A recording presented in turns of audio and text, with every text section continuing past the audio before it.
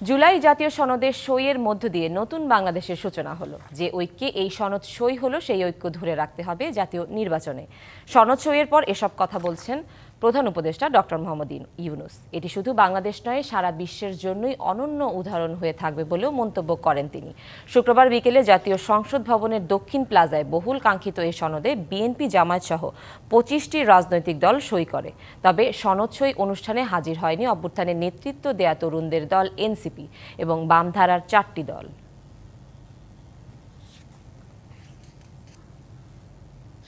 এই পরিবর্তন এখন আমাদের সামনের দিকে এগিয়ে নিয়ে যাবে। আমরা সেই পথে অগ্রসর হব। আমাদের জন্য আজকে নবজন্ম, আমাদের নবজন্ম হলো আজকে। এই স্বাক্ষরের মাধ্যমে আমরা নতুন বাংলাদেশের সূচনা করলাম। এটার কথা চিন্তা করলে গা শিউরে ওঠে। এমন একটি দিন, সেটা শুধু জাতির জন্য না, সারা পৃথিবীর জন্য একটা বড় রকমের উদাহরণ হয়ে থাকবে। বহু জায়গায় যেটা পাঠ্যপুস্তকে থাকবে, সেটা ক্লাসরুমে আলোচনা হবে, রাজনৈতিকবিদদের মধ্যে নিয়ে এটা নিয়ে আলোচনা হবে বিভিন্ন দেশে। কোনটা ঠিক, কোনটা বেঠিক, তারা কি বললো, আমরা কি চাই, তারা সেটা পারে কিনা সেটা চেষ্টা করে দেখবে তাদের দেশে এটা সম্ভব কিনা।